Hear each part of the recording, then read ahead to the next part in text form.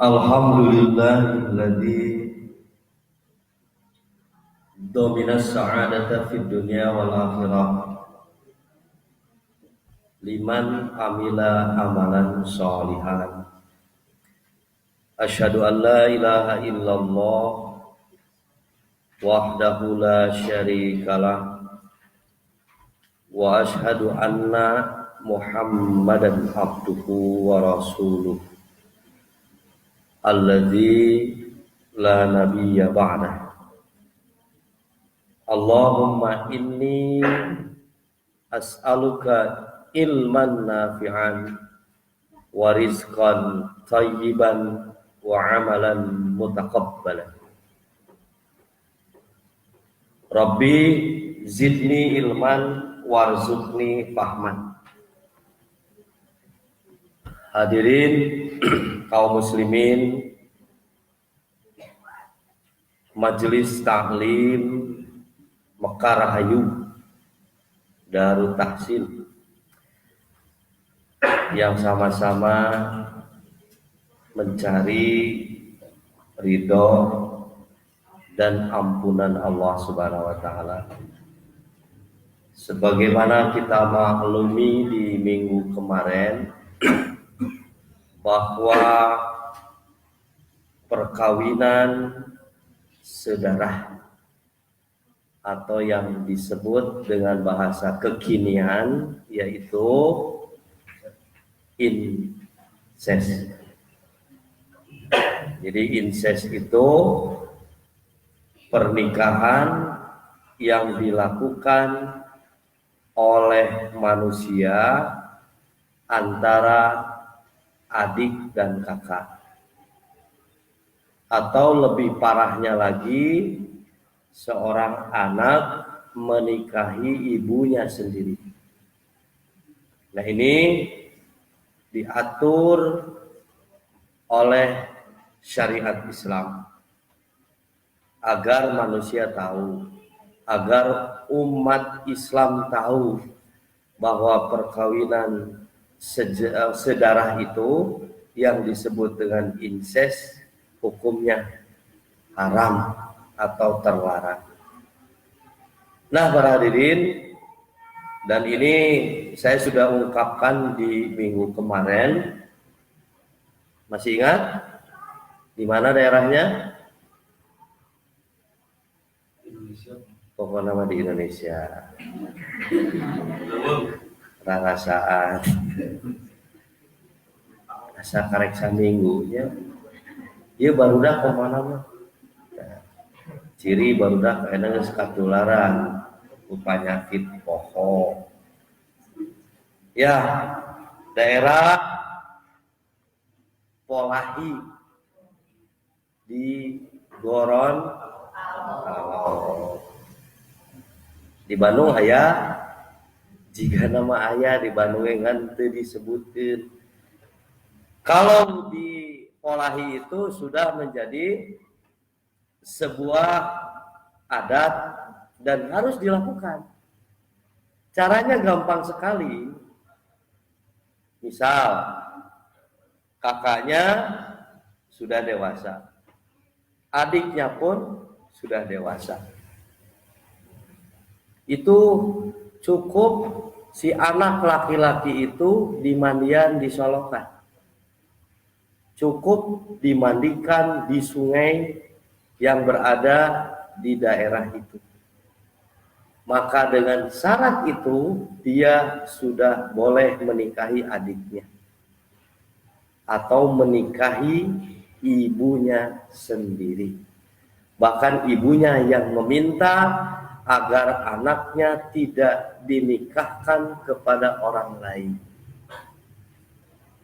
Artinya si ibunya merasa sungguh sayang kepada anak laki-lakinya, diorok, dijerobeuteum, diorok, disusuan, geus gede piraku rek dicokot ku batur. Kagoknya cenah. Da bapa maneh geus maot, geus kawin emak. Teh. Itu di Polahi, di Leuweung. di suku pedalaman Kumo Hulo, daerah Gorontalo. Nah, mudah-mudahan dengan adanya ilmu Al-Quran ini kita sudah mulai merilis menjaga pernikahan dengan siapa saja. Saya terlarang untuk menikah. Coba keneh artinya jeung make jeung hayang jeung indung sorangan, make jeung hayang jeung adi sorangan gitu. Nah, dengan keilmuan itulah kita menjadi paham bahwa incest itu terlarang, haram hukumnya. Baik, kita lanjut ke surat An-Nisa ayat 23. Kita awali dengan surat Al-Fatihah. Ummul Kitab. A'udzu billahi minasy syaithanir rajim. A'udzu billahi minasy syaithanir rajim. Bismillahirrahmanirrahim.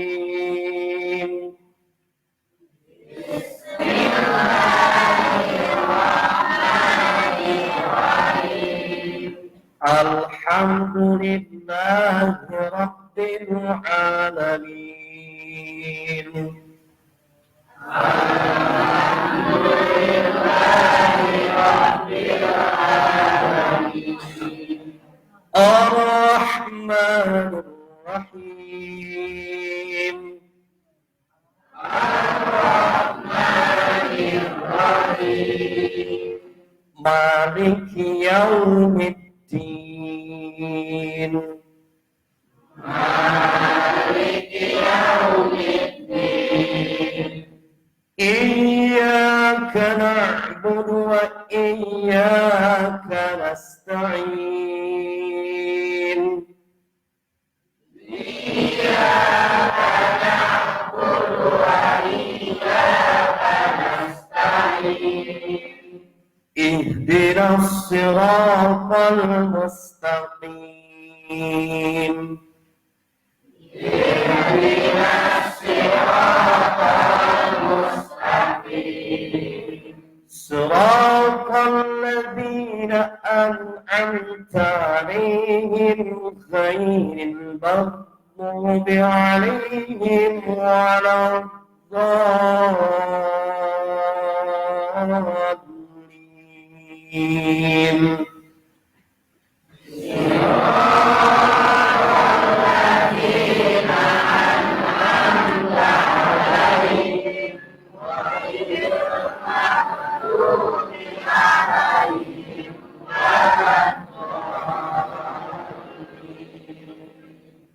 أعوذ بالله من الشيطان الرجيم. أعوذ بالله من الشيطان الرجيم. حرمت عليكم أمهاتكم وبناتكم وأخواتكم وأماتكم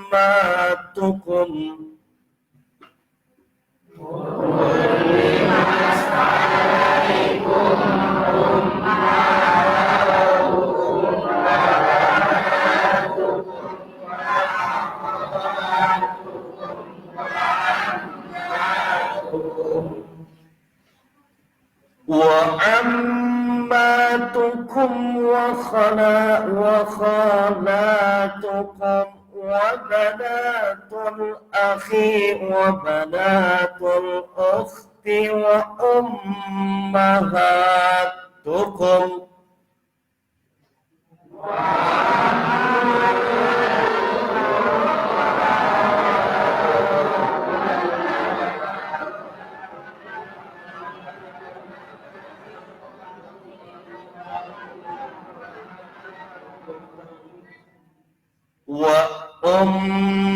وأمهاتكم اللاتي أرضعنكم وأخواتكم من الرضاعة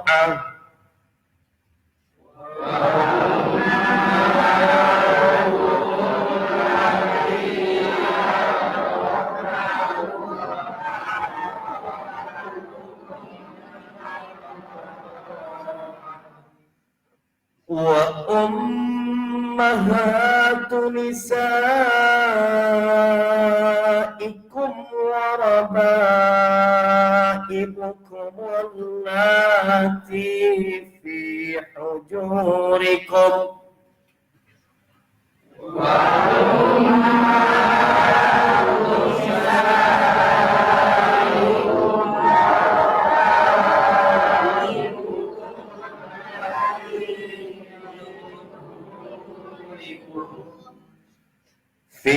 حجوركم من نسائكم اللاتي دخلتم بهن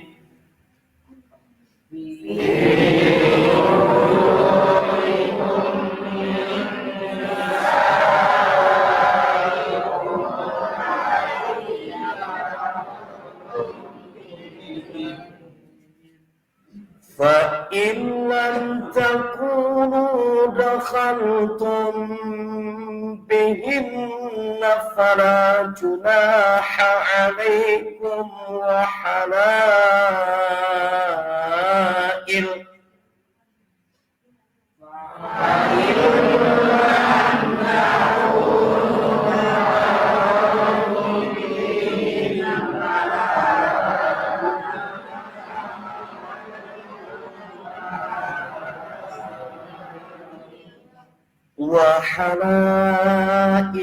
أبنائكم الذين من أصلابكم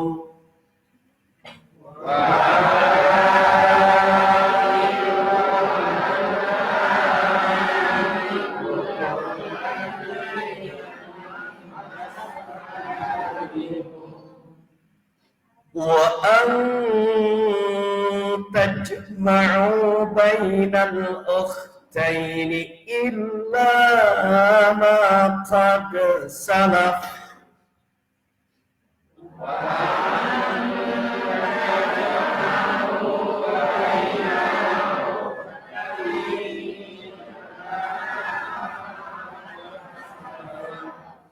إن الله كان غفورا رحيما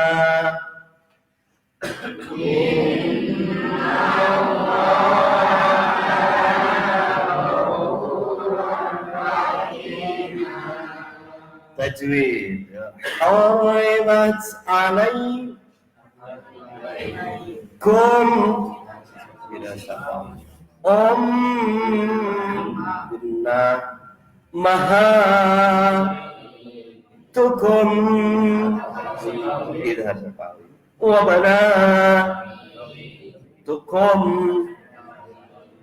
وأخواتكم وعماتكم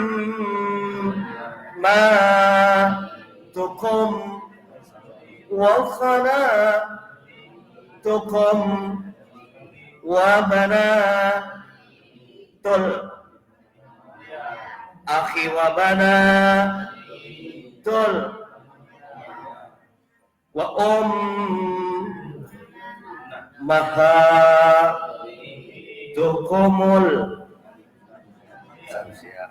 Kamarnya samsiah lam jeung lam la ti arda'nakum wa akhawatukum kami minal alif lam samsiah rada ati wa tunisaikum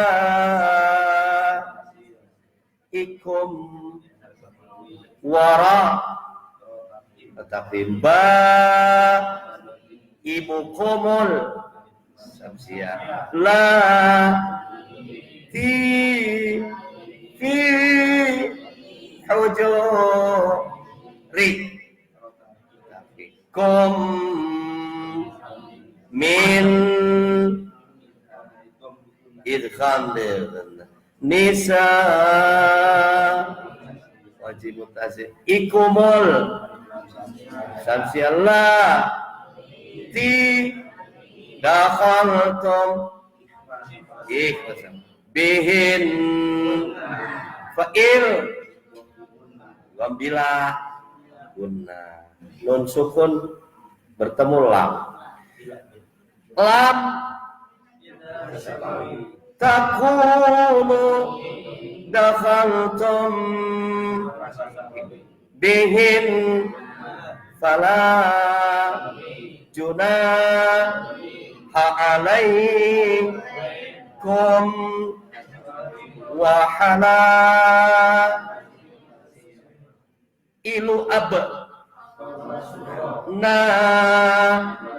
abnaikumul ladzina min aslabikum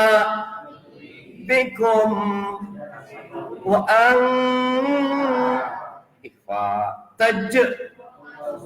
ma'u baina nal tai lain apa bau tai harfu illa ma qad salaf innallaha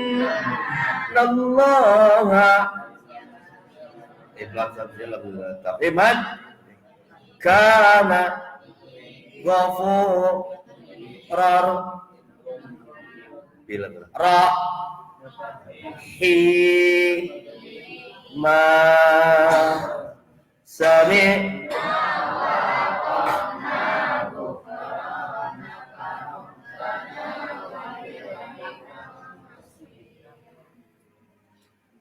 waraknya warak gitu.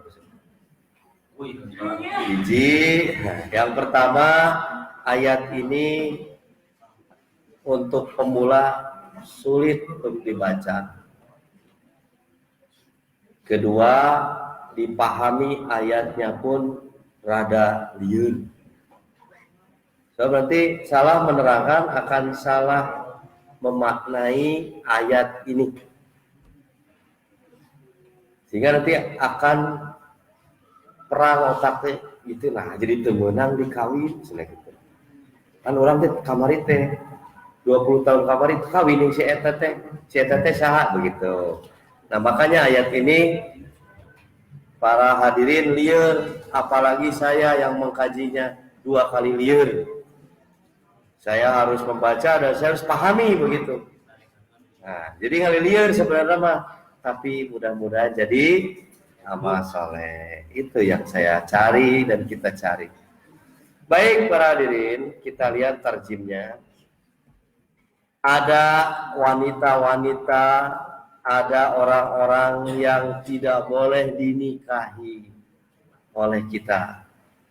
Kalau kemarin orang itu karena ketidakmampuan, tidak ada ilmunya, tidak memiliki ilmu untuk memahami itu, maka disebut qad salaf, keun baelah nu baheula mah, biarin yang sudah lalu mah, jangan diungkit-ungkit.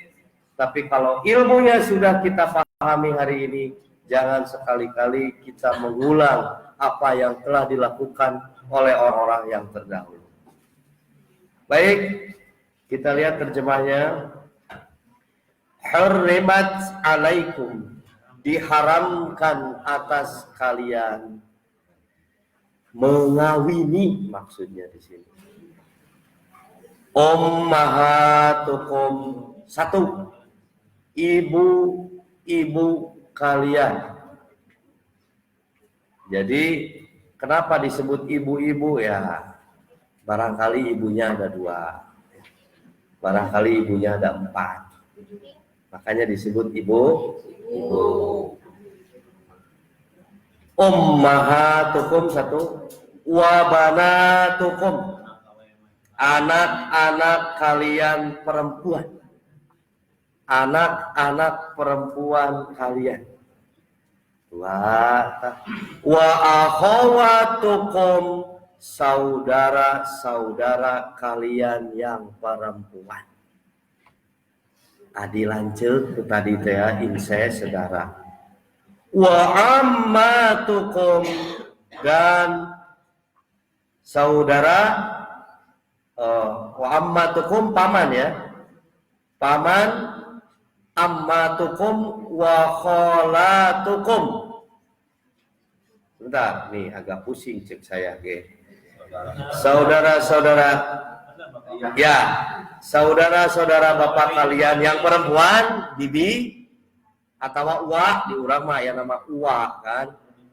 Tah di Arab teh aya uwa teh amma wa kholatukum, saudara-saudara ibu kalian yang perempuan. Nah ini yang akan saya terangkan dulu. Di Arab mah bahasana amma, amun, amun. Sekarang khola. Kalau amun, ini yang diprioritaskan adalah paman dari bapak. Jadi kita saudara dari bapak. Kalau ini bibi dari ibu. Saudara ibu karena bibi. Nah, kita harus perkenalkan ini. Karena bahasanya untuk saudara bibi, saudara dari ibu dalam Al-Qur'an namanya khola. Nah, itu indung ya. Dari ibu itu khola. Tapi untuk saudara dari bapak namanya ammun, ammah, bibi. Tapi yang diprioritaskan adalah paman. Ya. Kenapa ini harus saya terangkan? Sebab di kita itu ya, yang namanya bibi ti indung, bibi ti bapak sarua. Ya. Bibi-bibi hungkul, tante-tante semuanya. Ya, tante-tante yang kita sebut itu. Padahal yang dimaksud di sini adalah prioritas. Adik bapak, adik elak kakak bapak, disebut uak orang eta teh paman yang tidak boleh dinikah termasuk anak-anaknya. Kalau bahasa khola itu adalah bibi saudara dari ibu, itu kedekatannya lebih kuat.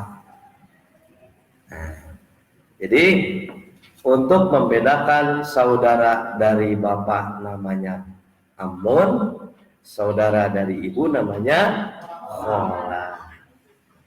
Ya. Wa ammatukum wa kholatukum wa banatul akhi, dan saudara-saudara perempuan atau laki-laki, anak-anak perempuan dari saudara-saudara lelaki kalian, berarti aloknya. Nah, wa banatu akhi wa banatul ukhti. Nah, dan anak-anak perempuan dari saudara-saudara perempuan kalian. Geus sabaraha hiji eta? Tuh, si Dining tadi itu. 4 genep. Sok supaya apa?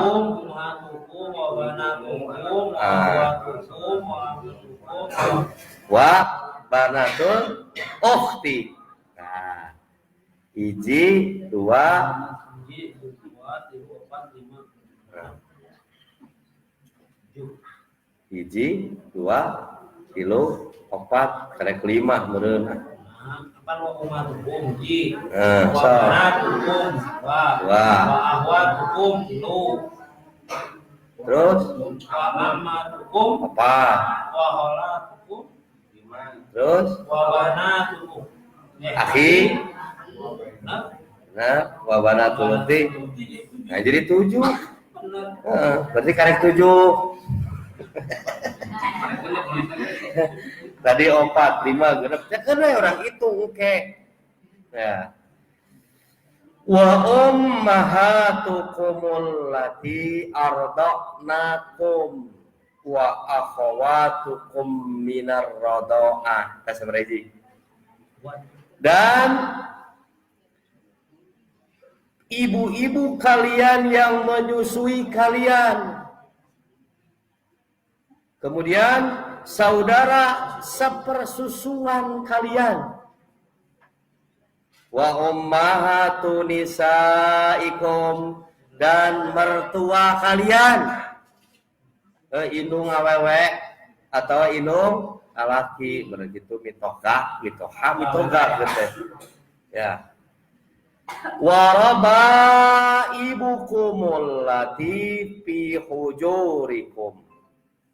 Nah, ieu mah ibu-ibu istri kalian atau mertua, anak-anak istri kalian yang dalam pemeliharaan kalian dari istri yang telah kamu campuri tah geningan aya bahasa anak terema roba ibu robaba tah anak terete robaba anak tiri ya, model bapak menikah dengan istri. Si istri itu boga anak, itu disebut robab. Ya, roba ibukum. Anak-anak pemeliharaan kalian. Fi hujurikum min nisaikumul lati dakhaltum bihin, yang telah kamu campuri. Jadi ke aya bapak nikah ka indung anyar disebut we indung tere. Ke aya anak tere tah teu meunang dinikah budak tere. Usaha ku bapana, usaha deui ku anak nu mawati bapana teu meunang dinikah. Teu saur geus aya dakhaltum teh percampuran. Fa illam takunu dakhaltum bihinna. Tetapi jika kamu belum campur dengan istri kamu itu dan sudah kalian ceraikan, fala junaha alaikum, maka tidak berdosa kamu mengawininya. Kawin jeung rana puter. Can ge dicampur geus maot dareuwas. Lepak teh maot. Tah anak-anakna menang ditikah, fala junaha alaikum. Kan ke rame jumhur mah teu meunang, yang penting yang sudah ada akad nikah itu harus terlarang semuanya. Jadi naon teh lain mahram gitu. Lamun ghair mahram berarti boleh dinikah. Wa halailu abnaikum. Nah, dan diharamkan bagi kalian apa? Maka tidak berdosa bagi kamu mengawininya, dan diharamkan bagi kalian istri-istri anak kandung kalian atau menantu, dan menghimpunkan dalam perkawinan dua perempuan yang bersaudara. Wa antajma'u bainal ukhtaini, dua awewe langsung adi lanceuk ditikah teu meunang teh. Illa ma qad salaf, kajaba yang telah lalu. Innallaha ghafurur rahim. Ghafurur rahima. Sesungguhnya Allah Maha Pengampun lagi Maha Penyayang. Nah, inilah nerjemahkeun deui ka hese. Macana ge loba ikhfa sapawi, idhar sapawi, ya, mim sukun itu bagi pemula itu susah macanya. Makanya komola pun diajar. Apalagi kalau dia tidak belajar, cacakan lu diajar wae hararese. Yang belajar juga agak sulit untuk mengucapkannya, termasuk menerjemahkannya. Nah ini kita harus terus mau membaca ayat ini, karena inilah pengharaman orang-orang yang diharamkan oleh Al-Quran di dalam surat An-Nisa ayat 23. Para hadirin kaum muslimin yang Allah muliakan, nah, ini ada ummahatukumul lati arda'nakum wa akhwatukum minar radha'ah. Ibu-ibu kalian yang menyusukan kalian dan saudara-saudara perempuan sepersusuan. Nah ini yang harus dipahami. Sebab ini mah tidak ada nasab. Contoh, saudara persusuan, si A disusuan ku si B. Ya. Si B teh boga anak. Makanya loba 1, 2, 3, 4, 5. Nah ini si A yang disusui oleh si B, maka ini adalah saudara-saudara 1, 2, 3, 4, 5 terlarang untuk dinikahkan.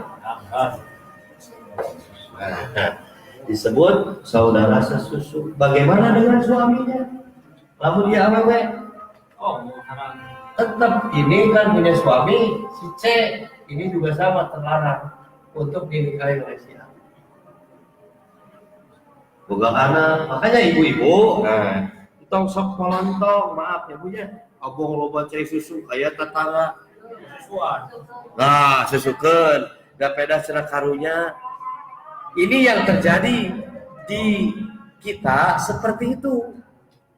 Jadi peda loba cai susu dibikeun, teu dipikirkeun masalah yang akan datang.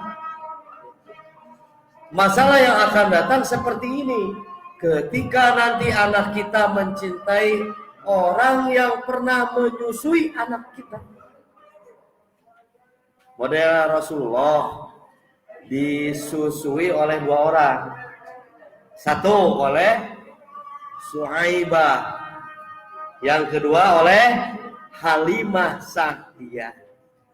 Tidak disebut, akhirnya kita tidak tahu bahwa Nabi itu hanya dititipkan kepada 2 orang ibu yang berjasa atas persusuan dari orang-orang yang dibeli air susunya oleh Aminah pada saat itu.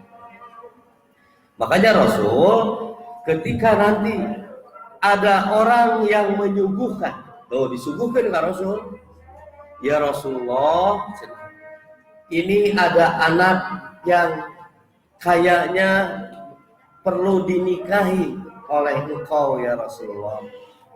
Maka kata Rasulullah, wahai Kisanak, saya diharamkan, tidak halal menikahi perempuan ini.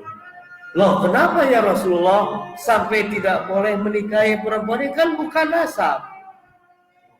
Dia tidak senasab dengan engkau ya Rasulullah. Kalau tidak salah Hafsah yang merekomendasikan untuk menikahi perempuan itu. Maka Rasul menjelaskan bahwa anak itu pernah satu kenyot sekurang, pernah disusukan kepada ibu perempuan itu saya dulu. Nah makanya nanti ada hadis yang menjelaskan sabar kenyot senang disebut jadi nasab, jadi tidak boleh menikah dengan perempuan atau laki-laki yang sepersusuan itu. Aya nu nyebutkeun sak kenyot mah teu nanaon.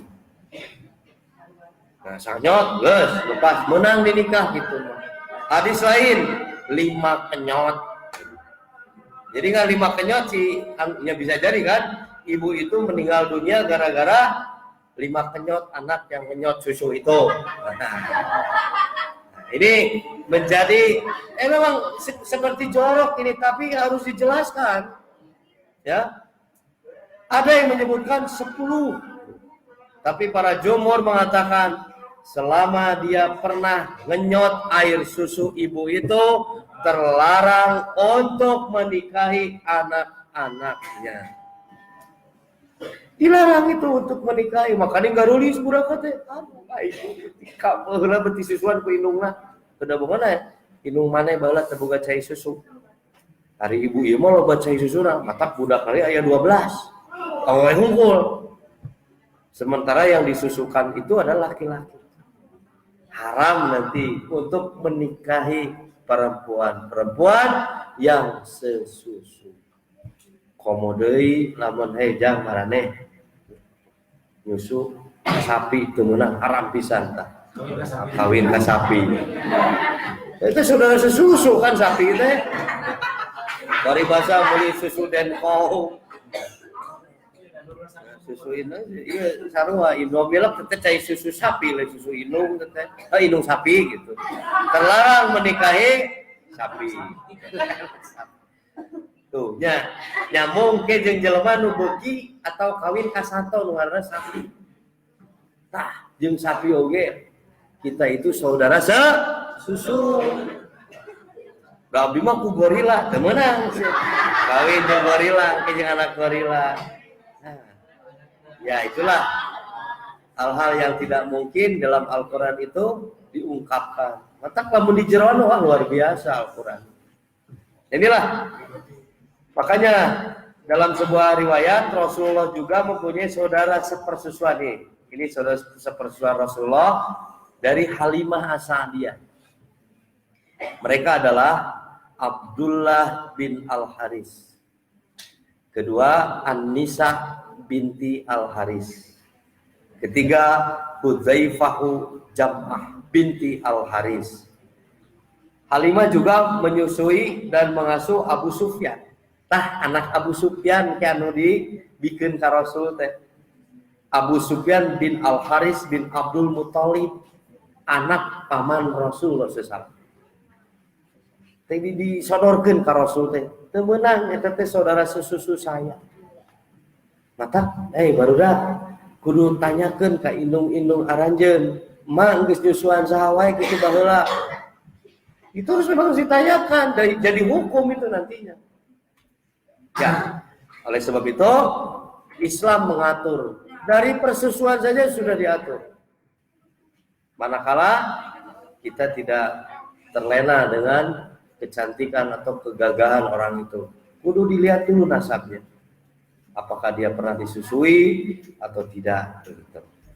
Nah itu yang disebut wa ummahatukum allati arda'nakum wa akhawatukum minar radha'ah. Hadis mengatakan dalam hadis Muslim, innar radha'ah tuharrimu ma tuharrimul wiladah. Sesungguhnya persusuan itu dapat menjadikan mahram sebagaimana mahram karena kelahiran. Yahrum minar radha'ah ma yahrumu minan nasabi. Diharamkan karena persusuan hal-hal yang diharamkan karena nasab. Komo sanasab, komo sasusu. Sanasab deui sasusu.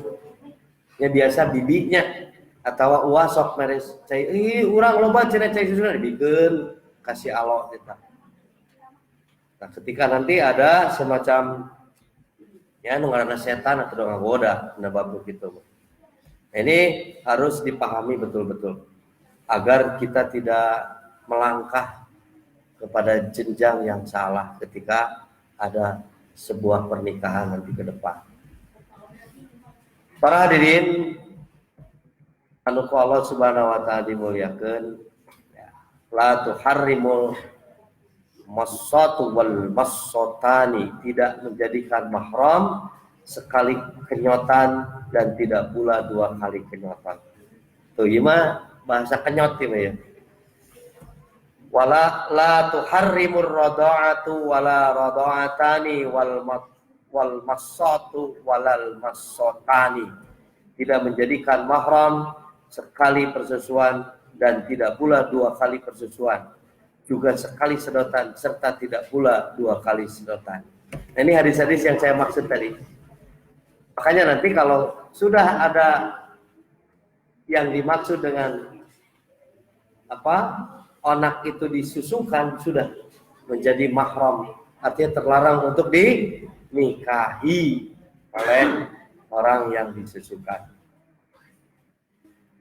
Lalu yurdi'na auladahunna haulaini kamilaini. Ini dalam surat Al-Baqarah 233.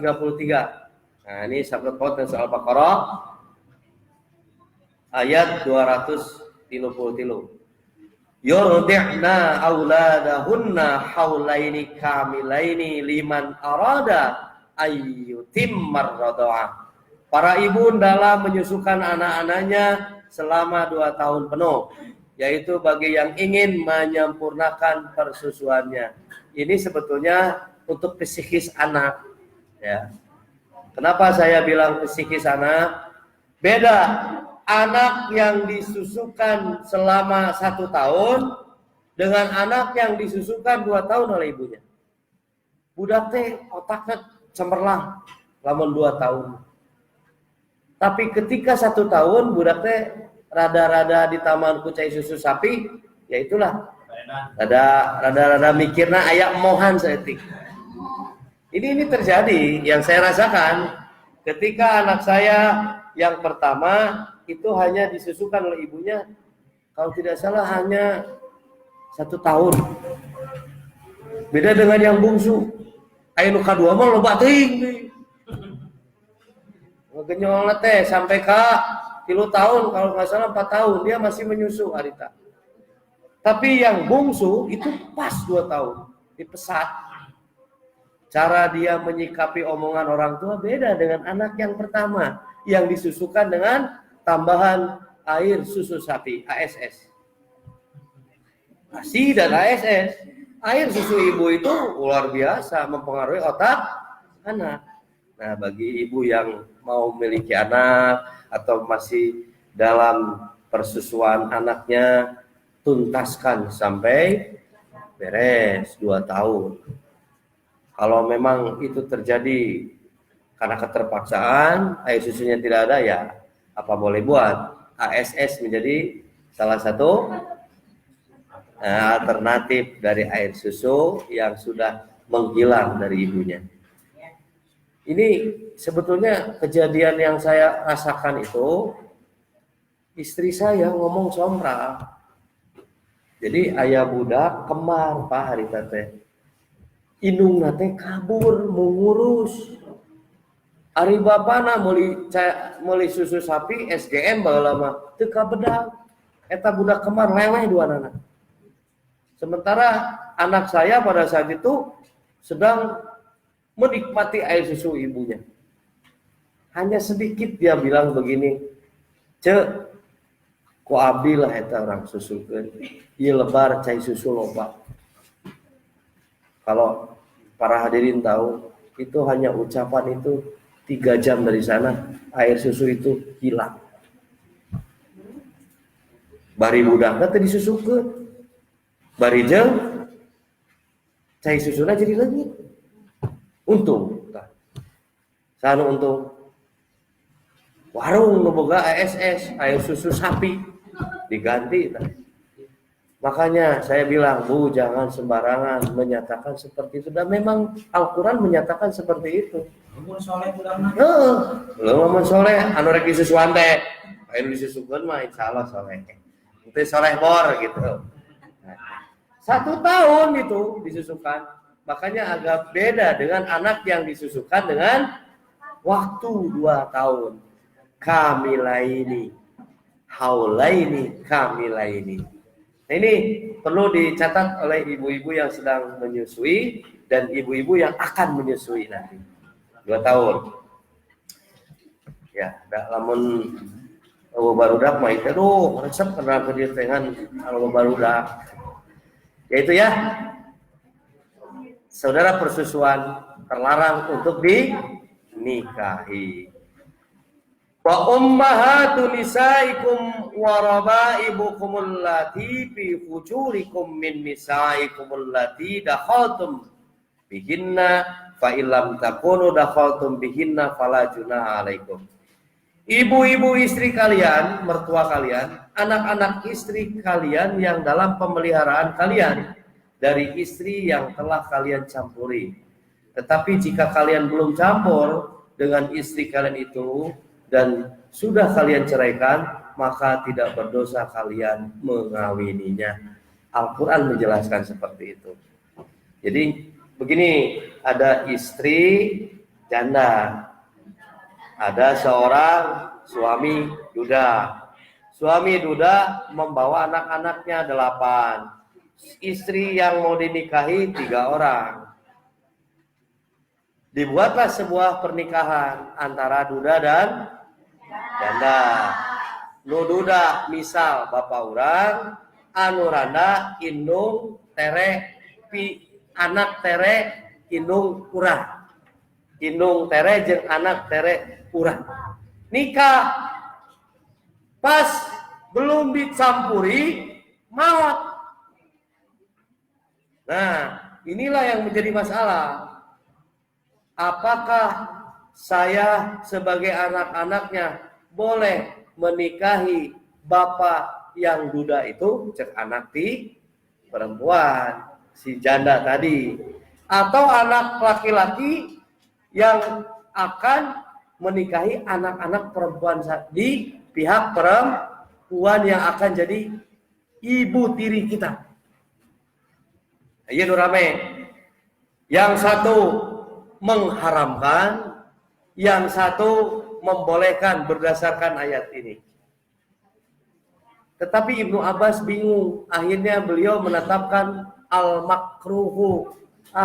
Cenah makruh bingung netepkeuna. Terkecuali nanti kalau ibu itu sudah dinikahi oleh bapak kita dan sudah hidup bareng dengan bapak kita, maka terlarang untuk dinikahi oleh anak-anak dari bapak kita, begitu. Nah, jadi yang masalah itu satu, sebelum digauli atau sebelum dia campur dengan bapak kita, maut mentah maut diceraikan. Ya contoh begini, bapak kita misalkan ahli minum, tukang minum, kasih istri yang mau dinikahi teh sanggup. Mau cenah. Malam hari saya harus minum minuman keras. Dengan cara seperti ini saya cerai saja, bikin deui mahar teh mas kawin. Nah, hal seperti itu menjadi masalah. Tapi kita ambil jalan tengah.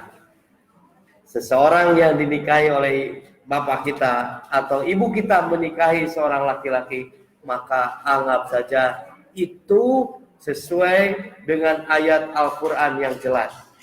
Fa illam takunu dakhaltum bihinna fala junaha alaikum. Maka tidak berdosa kalian mengawininya. Jelas kan? Itu dosa sok teh. Asal belum campur begitu ya. Baik, kita lanjut sedikit lagi. Jika nunggu sayong barali kita baru dah stres. Ayat selanjutnya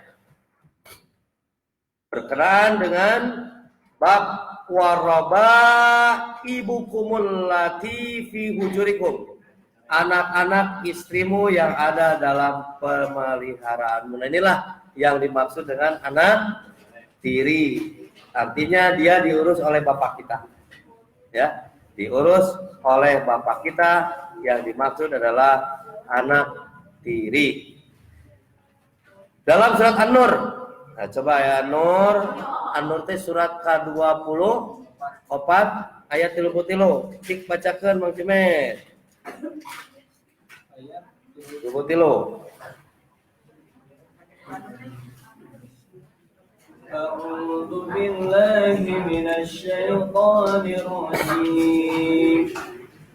وَلْيَسْتَعْفِفِ الَّذِينَ لَا يَجِدُونَ نِكَاحًا حَتَّى يُغْنِيَهُمُ اللَّهُ مِنْ فَضْلِهِ والذين يبتغون الكتاب مما ملكت أيمانكم فكاتبوهم إن علمتم فيهم خيرا وآتوهم مما لله الذي آتاكم ولا تكرهوا فتياتكم على البغاء إن أردنا تحصنا لتبتغوا عرض الحياة الدنيا ومن يكرهن فإن الله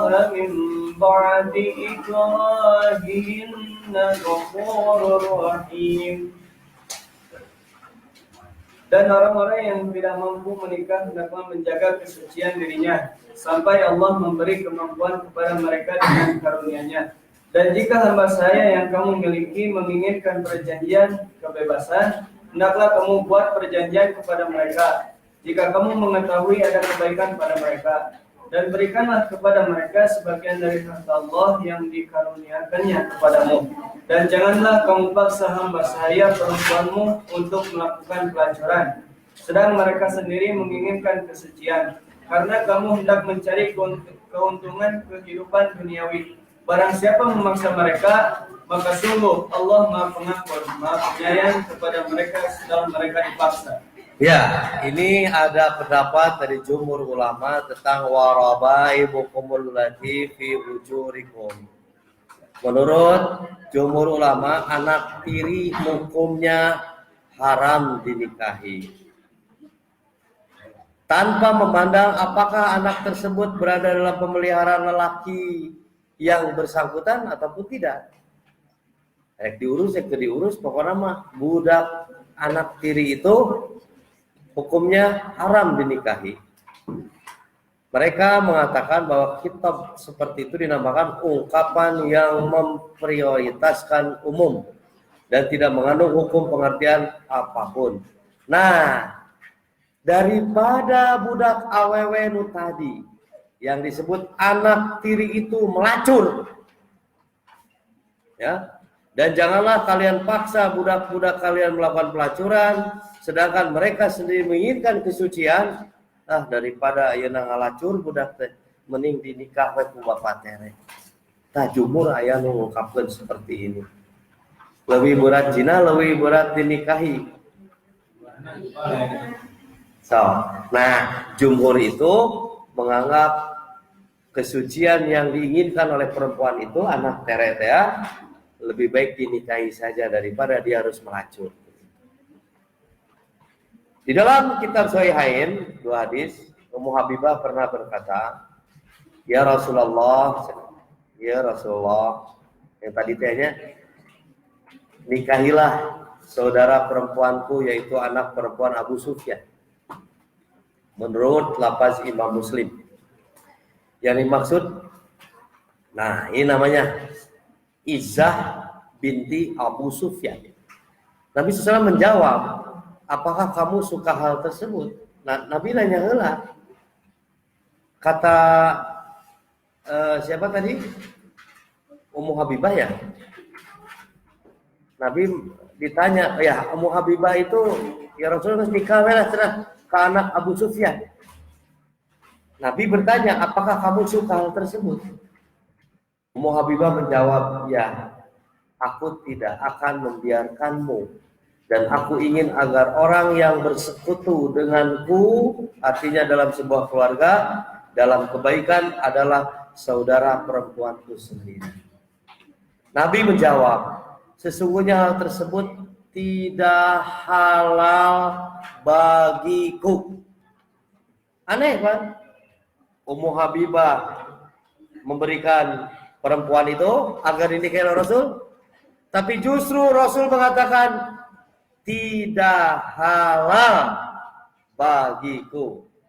Ummu Habibah berkata, sesungguhnya kami para istri sedang membicarakan bahwa engkau bermaksud akan mengawini anak perempuan Abu Salamah. Jadi istri Rasul teh Rasul jika nu resep kabudak awewe eta. Jadi sedang dibincangkan. Maka Ummu Habibah mengatakan, sok Rasul tikah we atuh cenah.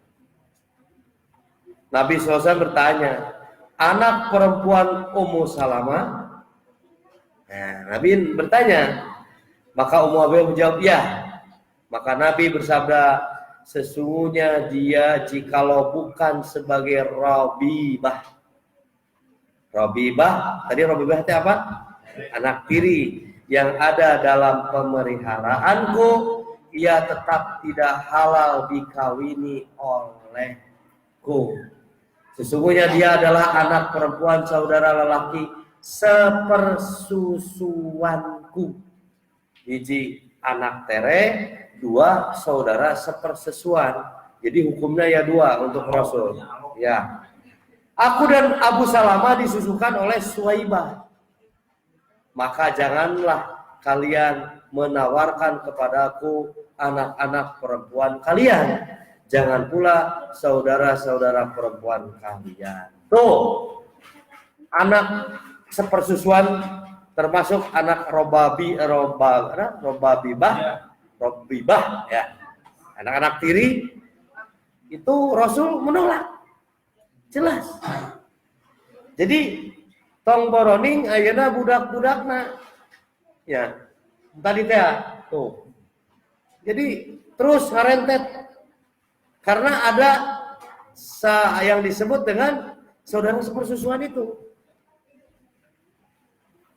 Ini yang akan menjadi dilema pikiran rada ruwet teh. Inilah yang harus kita pahami. Bisi aya kasangkut paut jadi saudara sepersusuan dan yang disebut dengan Robabib. Ya. Baik, para hadirin. Itu ketegasan Rasul tentang anak-anak yang dipelihara oleh Rasulullah Shallallahu Alaihi Wasallam. Ada dalam surat Al-Ahzab, ya, ada seorang sahabat ngan hiji-hijina nu diungkap ku Rasulullah Shallallahu Alaihi Wasallam dan Allah Subhanahu Wa Taala.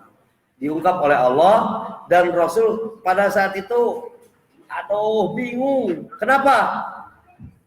Harus menikahi bekas istri anak angkat, coba. Al-Ahzab ayat 40 itu. Di dalam ayat itu ada nama sahabat nu paling dipikirnya Rasul tepan Abu Bakar, ya. Umar bin Khattab, Utsman bin Affan, Ali bin Abi Thalib, termasuk orang yang ada dalam tanggungan beliau, anak angkat. Namanya adalah Zaid. Nah, Zaid mah aya dalam Quran, tapi yang 4 orang ini tidak ada dalam Quran. Nah, Zaid itu disimpan karena ada kasus dengan istrinya. Jadi istrinya itu selalu menghina, lain ngahina, artinya kumaha ngomongkeun wae lah. Maneh mah cenah jelema sangsara, kuring mah jelema beungar. Kuring mah turunan Quraisy, maneh mah turunan saha atuh diasuna ge ku Rasul sallallahu diurus saya ku Nabi teu pantes. Terus tiap hari ngomong seperti itu, maka ngomong kepada Rasul, ya Rasulullah, aku ingin menceraikan istriku. Kenapa? Karena dia selalu meledekku, ngahina. Nabi teh nahan teh kunaon? Kiraku urang kudu menikahi bekas istri Zaid. Maka Allah menegurnya. Al-Ahzab ayat 40. Maka Nabi lalu berkata setelah ditegur oleh Allah, dan istri dari Zaid itu ditikah oleh Rasulullah. Ya, nanti lihat sejarah tentang Rasul menikahi istri bekas anak angkatnya. Jadi boleh menikahi istri bekas anak angkat kita. Sesuai yang diungkapkan oleh Rasulullah SAW. Asal nama Fatimah bin Jahsy, kalau tidak salah itu ya. Fatimah bin Jahsy ini dinikahi oleh Zaid dan Zaid menceraikannya. Takwa Rasulullah SAW ditikah perempuan itu. secara naluri kehormatan, aduh, urut anak angkat coba. Mana tuh wibawa orang sebagai nabi? Boleh ya nabi seperti itu, boleh dan jelema nabi oke. Tapi ditegur oleh Allah bahwa Zaid itu adalah anak angkat. Nah itu para hadirin, ya, sesuatu yang kita tidak keharti gitu, tapi dijelasin Quran jadi keharti. Masalah Zaid yang dinikahi, bahkan Rasul yang menikahkannya juga. Setelah itu cerai, lalu Rasulullah SAW yang menikahi istri bekas istri Zaid. Baik, kita lanjut sedikit lagi. Allati dakhaltum bihinna, dan istri kalian yang telah kalian campuri, yaitu telah kalian nikahi. Demikian menurut Ibnu Abbas dan lain-lainnya yang bukan hanya seorang. Jadi bahasa dakhaltum ini bahasa lemes tina Al-Qur'an. Jadi assalamualaikum, waalaikumsalam, itu masuk namanya. Kalau itu sudah terjadi, maka semua yang diungkapkan tadi hurrimat ummahatukum, nah itu semuanya akan terjadi karena dakhaltum bihinna. Karena ada masuknya kita kepada istri kita. Nah, assalamualaikum, waalaikumsalam, tak kami tohat dan menang ditika. Lalu kepada saudara-saudaranya pun tidak boleh. Bahkan itu terjadi di zaman jahiliyah, dua istri langsung ditikahi. Wahalailu abnaikumul ladzi min aslabikum. Lah ini terjadi karena qad salaf, ya, antajma'u bainal ukhtaini illa ma qad salaf. Perempuan dinikahi, jadi adi lanceuk ditikah ku lalaki dua nana. Itu hanya terjadi kepada Utsman bin Affan dengan gelarnya apa? Zururain. Nah setelah itu tidak ada lagi. Adik kakak langsung dinikahi oleh seorang laki-laki. Lamun turun ranjang menang tuh Pak? Tamun eta menang. Sabab sudah meninggal, turun ranjang mah boleh. Sebab nanti posisi yang ditinggal meninggal itu artinya dia sudah lain muhrim deui. Jadi boleh dinikahi adiknya atau kakaknya begitu. Tapi lamun langsung antajma'u bainal ukhtaini illa ma qad salaf, ini terlarang. Tidak boleh. Itulah Al-Qur'an menjelaskan tentang pernikahan agar kita paham. Da dua nana sadaekeun adina resepeun lanceukna resepeun. Bahkan di zaman Rasul terjadi bogoh ke anakna, indungna bogoheun. Tah anakna teh tidak jadi dinikahi, justru menikahi indungna. Boleh seperti itu. Asal dia belum dakhaltum, belum masuk ke rumah mertuanya. Itu terjadi. Jadi kabudak awe maksa itu anakna teh mungeun, tapi nu bogoh teh kal ka indungna. Ada mak nu bogoh ka mah lain si teteh. Pada akhirnya ditanya mau, ya baiklah, kagok indungna we ditikah. Iya. Kagok asor, da indungna nu nyosor, anakna mungeun. Nah, kalau sebelum ada akad nikah, ada mahar bahkan dakhaltum bihinna, itu dibolehkan. Ya, tapi ini asa dari jipernya ini namanya. Indungna geus genep 10 tahun. Dari budakan nu bogohan ka anak teh 25 tahun. Takdirnya deket bae lah. Sugan we aya nu kitu di dieu. Jadi aya kejadian gitu teh aneh. Sesuatu yang terjadi dulu itu akan diungkap sekarang gitu. Zaman kejadiannya wilujeng kan qadarullah. Ya, baik para hadirin, tapi di akhir ayat sungguh luar biasa. Allah menetapkan bahasa yang sangat indah. Cuma bahasana eta innallaha ghafurur rahim.